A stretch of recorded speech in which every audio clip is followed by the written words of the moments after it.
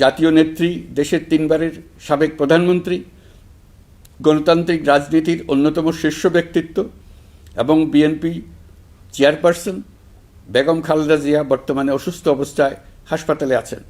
এই বিষয়টি আমাদের সকলের জন্যই উদ্বেগের বিষয়। অন্তর্বর্তীকালীন সরকার বেগম খালেদা জিয়ার অসুস্থতার বিষয়টি শুরু থেকেই সর্বোচ্চ গুরুত্ব দিয়ে আসছে। বেগম খালেদা জিয়া বাংলাদেশের ইতিহাসের একটি গুরুত্বপূর্ণ অধ্যায়ের অবিচ্ছেদ্য অংশ।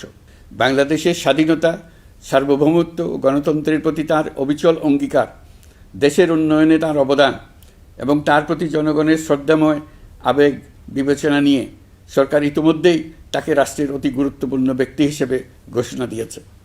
সরকারের পক্ষ থেকে তাঁর চিকিৎসা নিশ্চিত করতে পরিবারের ইচ্ছাকে সম্মান দেখিয়ে প্রয়োজনীয় সব ধরনের সহযোগিতা দেওয়া হচ্ছে। দেশে চিকিৎসার পাশাপাশি প্রয়োজনীয় বিদেশে উন্নত চিকিৎসার ব্যবস্থা সহ সব বিষয় বিবেচনায় রয়েছে।